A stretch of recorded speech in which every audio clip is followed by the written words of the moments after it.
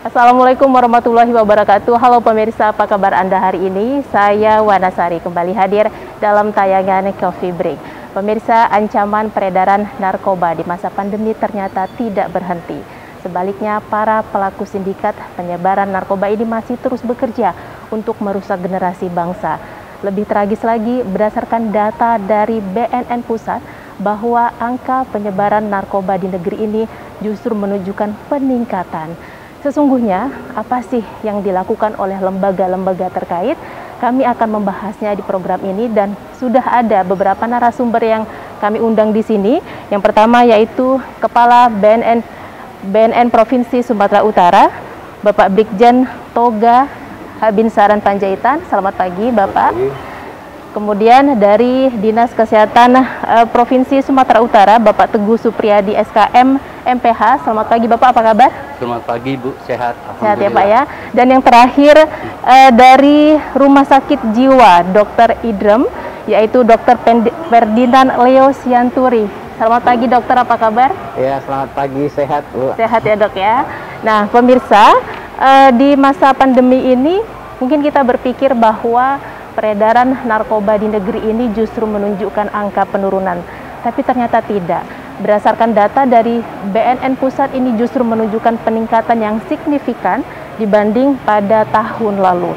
Dan pertama saya ingin berbincang dulu dengan Dinas Kesehatan Provinsi Sumatera Utara, yaitu Pak Teguh. Pak Teguh, ini berkaitan dengan konsep Hari Anti Narkotika Internasional. Nah, kira-kira bagaimana sih Pak rancangan dari Dinas Kesehatan Provinsi terkait momen ini, Pak? Ya, baik. Mungkin pertama kita memahami dulu HANI itu apa gitu ya. HANI adalah Hari Anti Narkoba Internasional. Nah, biasanya ini diperingati secara bersama oleh seluruh komponen bangsa karena internasional ya. Ini pada setiap tanggal 26 Juni. Nah, untuk di tahun 2001 ini peringatan HANI dengan tema War on Drugs. Jadi artinya berperang melawan narkoba. Terutama di era pandemi seperti ini. Tentunya kita harus membuat satu strategi sinergi yang lebih lebih holistik lagi ya, yang lebih terpadu sehingga upaya penanggulangan narkoba bisa memberikan hasil yang lebih baik. Saya rasa itu. Oke. Nah, peredaran narkotika ini kan sangat dekat sekali dengan lingkungan sekitar, terutama menyerang kalangan remaja, Pak. Nah, sesungguhnya apa sih Pak peran dari Dinas Kesehatan mungkin berkaitan dengan sosialisasi untuk meminimalisir ini, Pak? Iya, sebetulnya narkoba ini terjadi karena kekurangpahaman, ya, kekurangpahaman daripada apa itu narkoba dan dampak yang akan diterima atau terjadi seandainya menggunakan narkoba. Nah, untuk itu tentunya langkah pertama yang kita lakukan adalah edukasi, ya, melakukan edukasi, memberikan pengertian, ya, kepada kelompok-kelompok yang merupakan kelompok rentan, ya, pengguna narkoba. Nah, upaya ini Dinas Kesehatan ini biasanya melakukan upaya ya di tengah pandemi seperti ini. Tentunya upaya yang kita lakukan ini harus lebih kreatif, lebih inovatif lagi ya. Tentunya dengan upaya tetap menjaga protokol kesehatan. Upaya yang bisa dilakukan apa? Misalnya edukasi masyarakat melalui pemasangan spanduk-spanduk ya, upaya sosialisasi ke masyarakat. Kemudian yang kedua bisa juga memanfaatkan forum-forum ataupun media ya. Dengan BNN kemarin juga kami sudah membuat vlog video ya untuk ditayangkan di YouTube misalnya. Jadi manfaatkan media seperti itu. Juga bisa melalui grup-grup ya. Grup-grup dari mereka yang memberikan perhatian, misalnya organisasi wanita, organisasi pemuda, organisasi agama ya. Organisasi masyarakat dan termasuk juga organisasi profesi. Jadi mereka itu diharapkan bisa memanfaatkan media ini untuk menyampaikan pentingnya upaya mencegah penggunaan narkoba, kan gitu.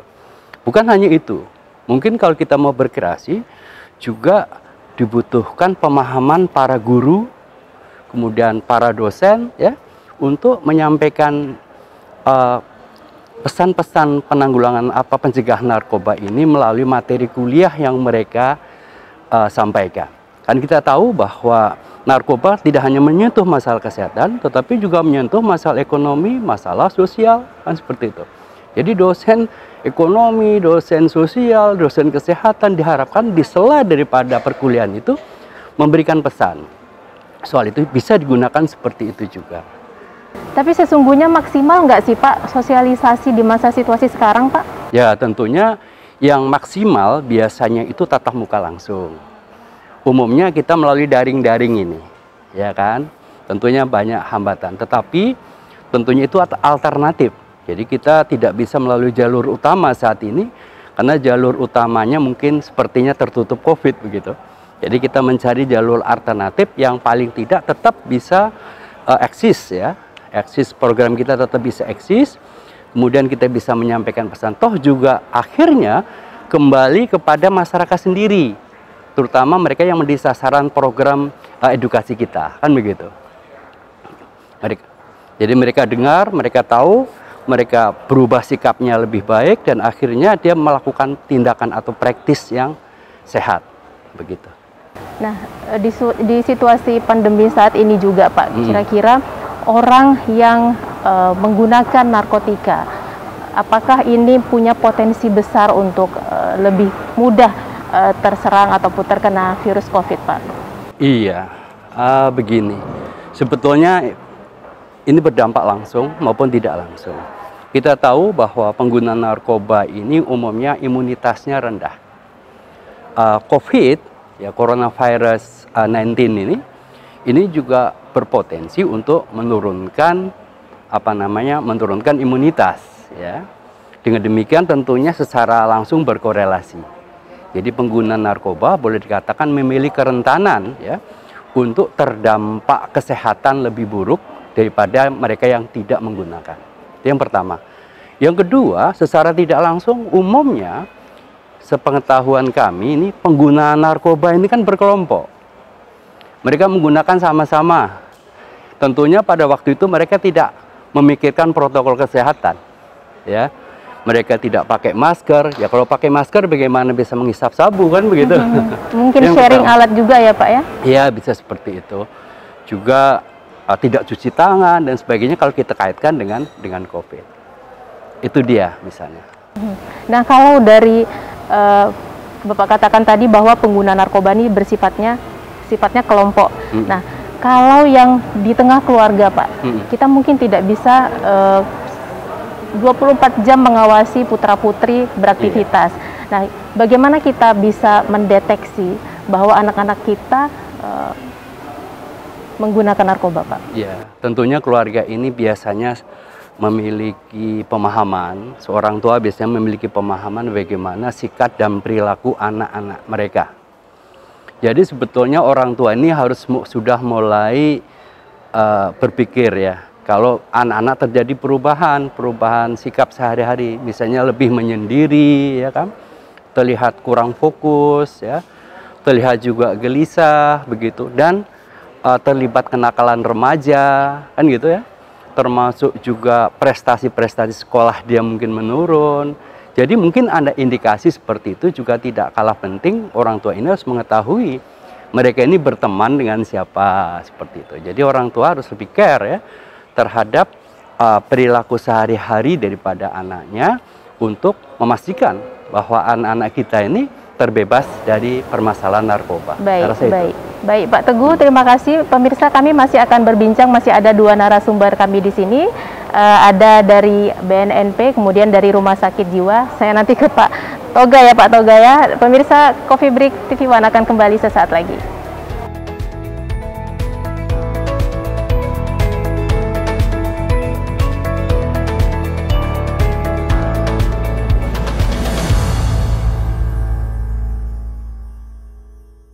Gaya hidup baru dengan protokol kesehatan. Gunakan masker, gunakan pelindung wajah, selalu mencuci tangan, gunakan hand sanitizer, hindari keramaian, istirahat yang cukup, gunakan perlengkapan ibadah pribadi, gunakan perlengkapan makan pribadi, selalu menjaga jarak, olahraga teratur. Suplemen dan vitamin persembahan TV One tetap menjaga kesehatan tubuh dan lingkungan Anda.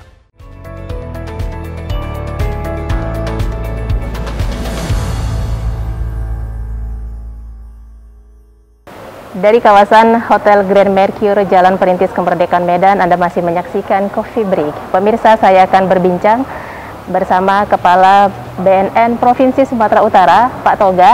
Pak Toga, sesungguhnya kita tahu peredaran narkoba di Sumatera Utara cukup tinggi. Nah, sesungguhnya apa sih Pak sejauh ini yang sudah dilakukan oleh BNN Provinsi, Pak?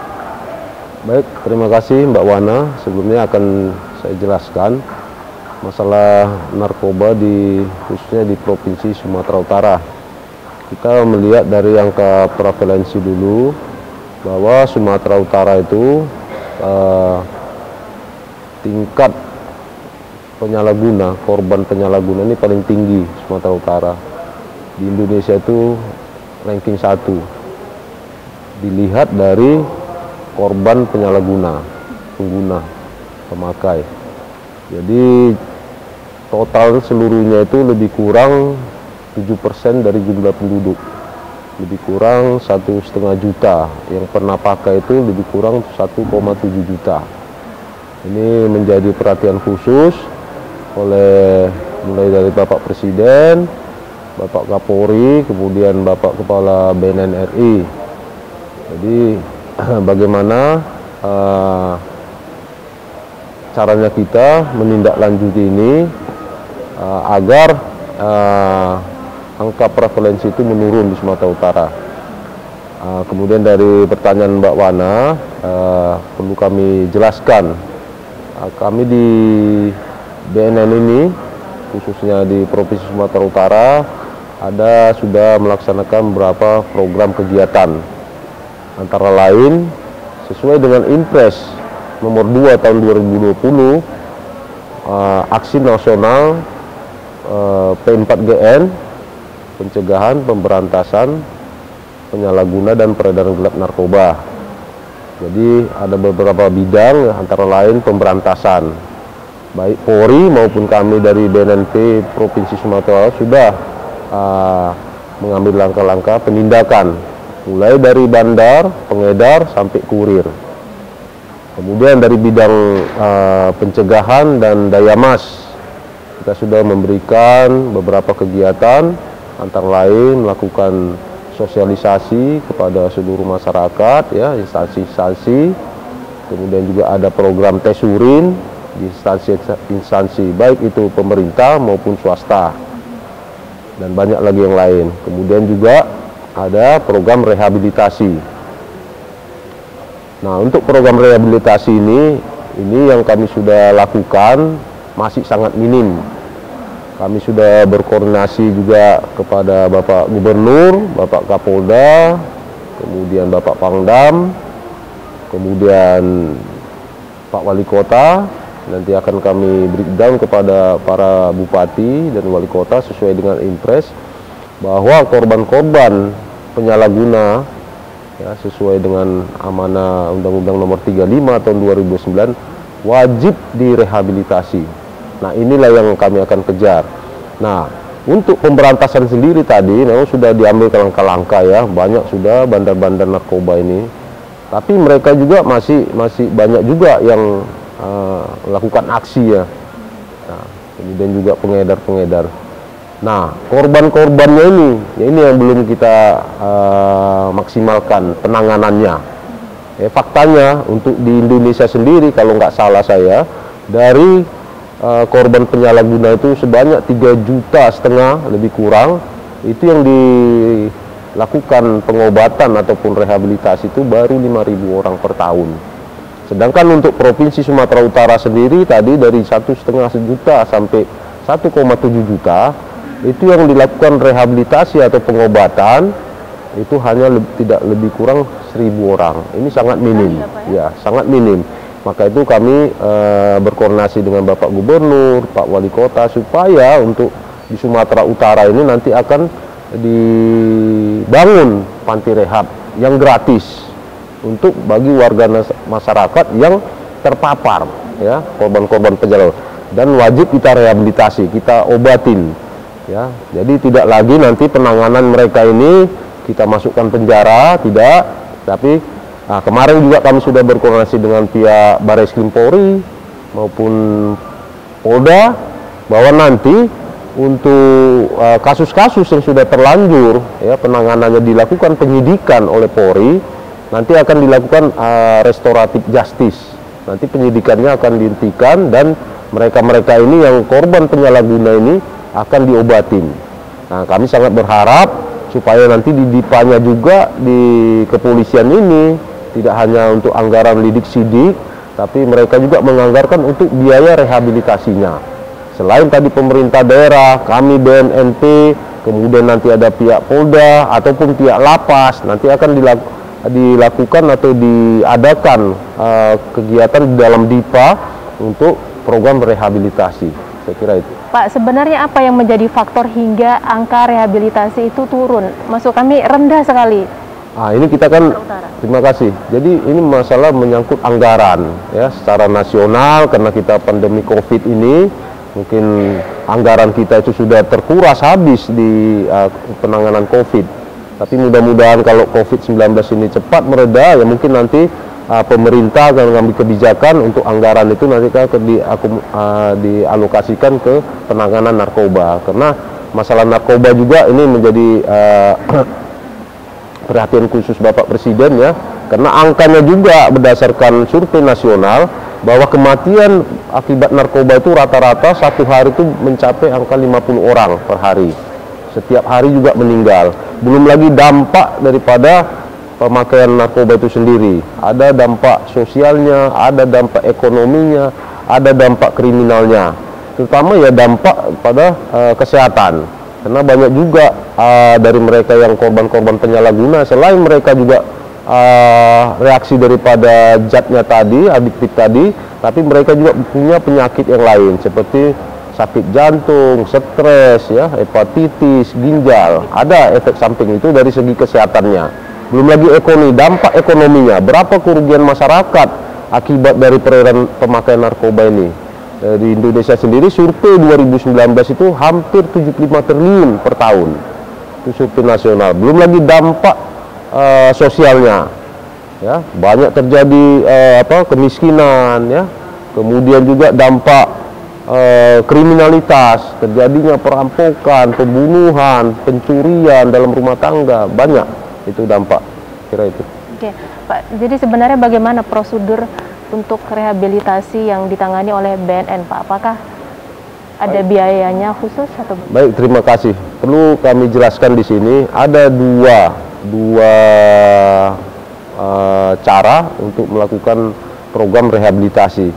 Yang pertama itu istilahnya ada compulsory. Kalau korban penyalahguna yang ketangkap ataupun ditangkap oleh pihak aparat penegak hukum, mereka akan diajukan sampai ke pengadilan. Nanti putusan pengadilan lah nanti menentukan apakah dia di penjara atau di rehabilitasi. Itu pakai proses peradilan. Nanti kalau dia divonis rehabilitasi itu istilahnya compulsory. Kemudian ada yang kedua, jika keluarga yang sudah kita lakukan himbauan melapor ada korban penyalahguna keluarganya, kita bisa lakukan dulu langsung asesmen medis. Kemudian berapa tingkat keparahannya, ya. Apa dia sudah lebih dari setahun, 2 tahun, atau masih pemula, bisa dilakukan rawat inap ataupun nanti rawat jalan. Rawat inapnya juga bisa 3 bulan, 6 bulan, sampai setahun bisa. Itu tergantung nanti tingkat keparahan si korban tadi penyalahguna. Oke, baik. Pak Toga, nanti kita akan berbincang lagi, pemirsa. masih ada narasumber saya di sini. Perbincangan ini semakin menarik ya pemirsa, karena kita tahu bahwa narkotika ini sangat berbahaya, sangat mengancam orang-orang di sekitar kita, terlebih bagi generasi penerus bangsa. Coffee Break akan kembali sesaat lagi.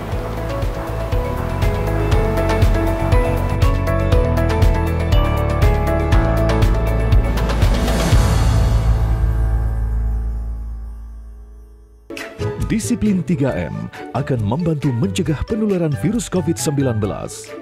Menggunakan masker ketika keluar rumah, terlebih dalam kerumunan.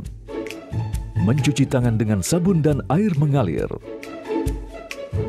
Menjaga jarak minimal 1,5 sampai 2 meter. Bersatu melawan Corona.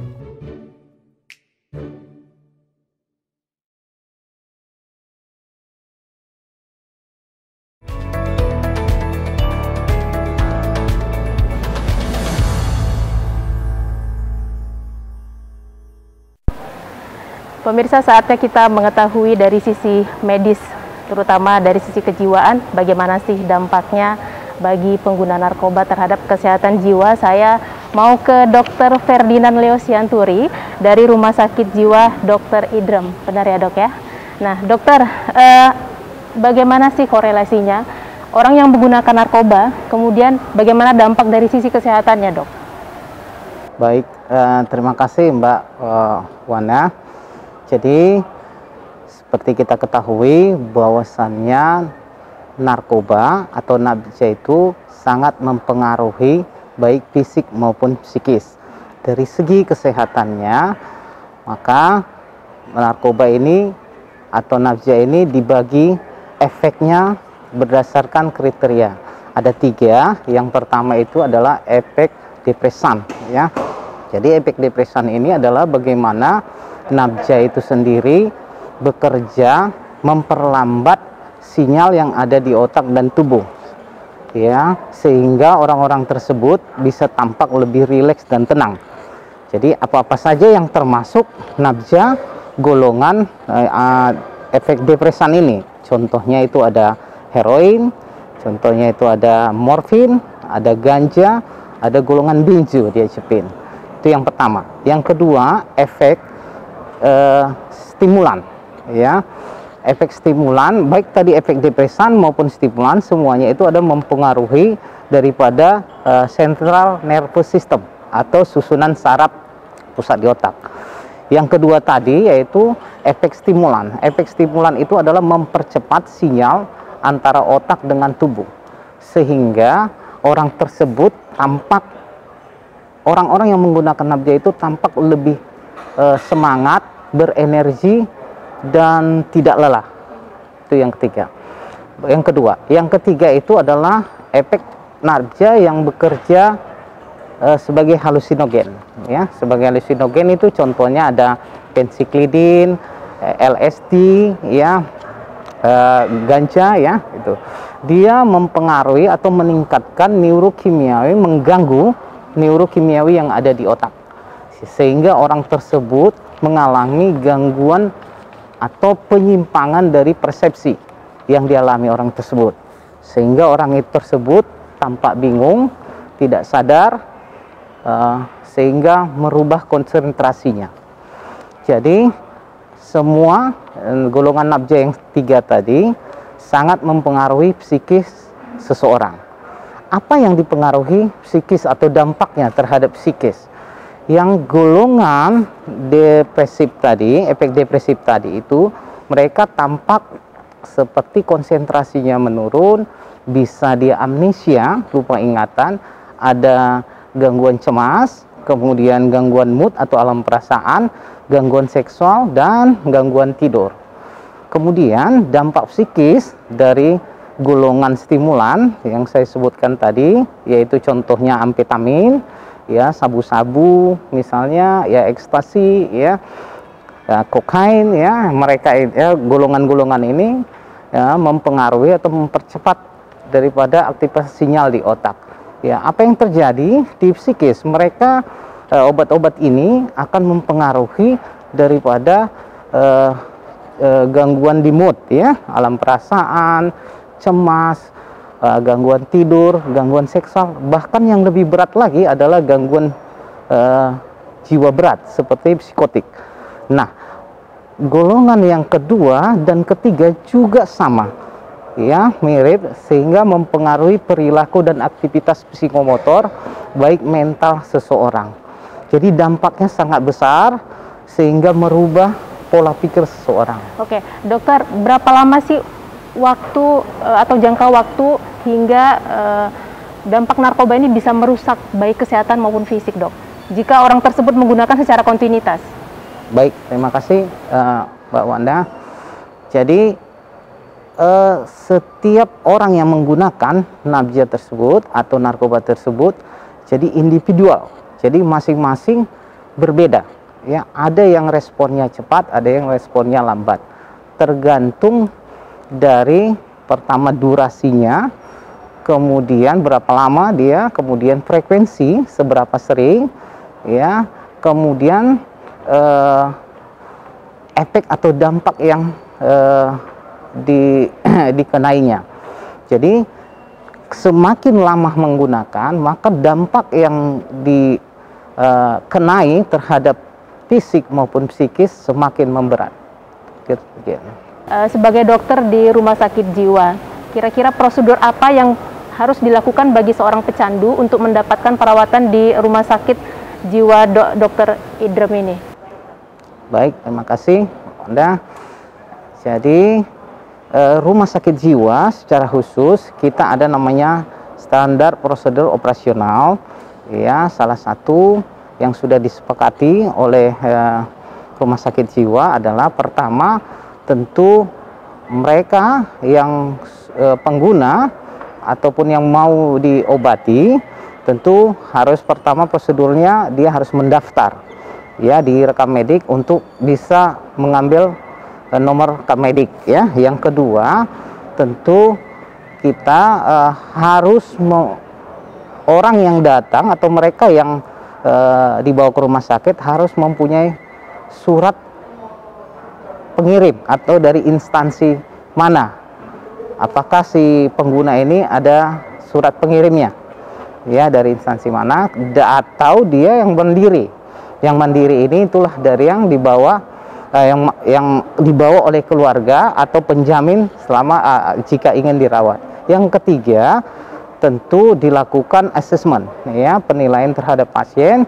Kemudian assessment ini kita menilai tingkat dari keparahan, sejauh mana efek narkoba terhadap fisik maupun psikisnya. Kemudian yang keempat, tentu pemeriksaan fisik kita lakukan, baik secara menyeluruh, ya, dan pemeriksaan urin tentunya, ya. Setelah itu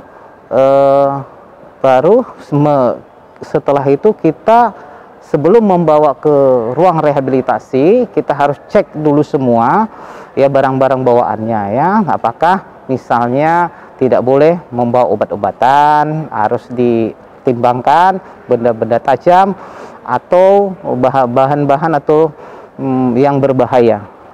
Jadi saya pikir itu, kemudian setelah itu yang berikutnya dilakukan rehabilitasi. Baik, terima kasih dokter. Sebagai final statement ini saya ingin mendengar pertama dari Dinas Kesehatan Provinsi Sumatera Utara. Pak Teguh, silakan Pak, singkat saja Pak. Oke, terima kasih. Jadi barangkali final statement saya ini menambahkan yang Pak Dokter tadi sampaikan. Yang pertama bahwa ada 4 langkah nih yang harus dilakukan untuk mengatasi kecanduan narkoba. Yang pertama itu pemeriksaan, jadi assessment tadi untuk melihat dampak apa yang sudah terjadi, ya, status kesehatannya, ya, termasuk juga dampak fisik dan dampak psikologinya. Kemudian detoksifikasi. Jadi upaya untuk menghilangkan tingkat ketergantungannya. Yang ketiga nanti adalah tahap stabilisasi. Ya, setelah detoksifikasi selesai akan distabilkan baik fisik maupun mentalnya. Ini yang butuh perawatan. Dan terakhir adalah tidak kalah penting adalah pengelolaan aktivitas.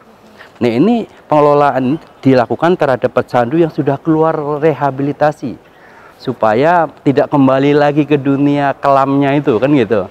Untuk itulah ini membutuhkan peran daripada keluarga, peran dari kerabat dan saudara dan sebagainya untuk bisa menerima kembali penderita yang sudah di rehab tersebut, untuk kemudian mereka tidak kembali lagi ke menjadi pecandu narkoba. Saya rasa itu dulu, Ibu. Terima kasih. Terima kasih Pak Teguh. Saya mau ke Pak Toga, silakan Pak, final statementnya. Terima kasih. Ada beberapa poin yang perlu saya sampaikan.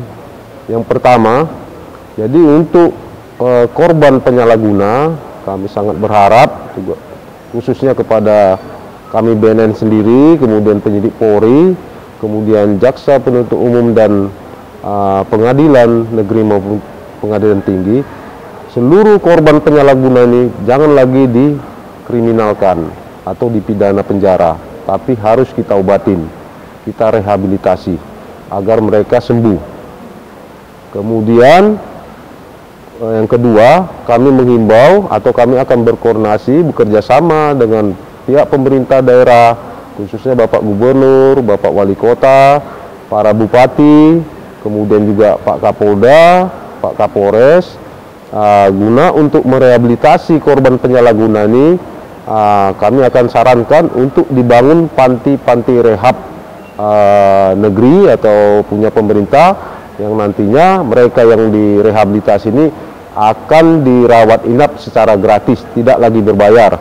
Kemudian yang ketiga, kami menghimbau pada seluruh keluarga, orang tuanya, terutama orang tua, agar kami himbau untuk segera melapor guna kalau ada keluarganya, guna kita rehabilitasi atau kami obati. Yang keempat, ya mari kita bersama-sama melawan narkoba ini, berantas narkoba. Istilah kami itu war on drug. Terima kasih. Terima kasih. Terakhir ke Dr. Ferdinand, silakan dokter. Ya, baik, terima kasih Mbak Wana. Jadi seperti yang sudah kita tahu bersama, bahwasannya narkoba atau nafje ini adalah suatu zat yang sangat mempengaruhi kondisi fisik maupun mental seseorang. Untuk itu dampaknya pun sangat besar terhadap fisik maupun mental, sehingga bisa merusak fisik dan juga merusak mental. Untuk itu saya harapkan orang-orang untuk tidak lagi menggunakan nafza, karena ini sangat berdampak negatif untuk kesehatan fisik dan masa depannya. Kemudian yang kedua, kami Rumah Sakit Jiwa ada dan telah menyediakan tempat untuk perawatan rehabilitasi di Rumah Sakit Jiwa. Artinya kita siap Rumah Sakit Jiwa untuk merawat, baik itu dalam pengiriman dari instansi maupun secara mandiri atau personal untuk dirawat di Rumah Sakit Jiwa. Mungkin demikian. Baik, terima kasih Dr. Ferdinand. Pemirsa, demikian perbincangan kami terkait dengan perang melawan narkoba di era pandemi COVID-19.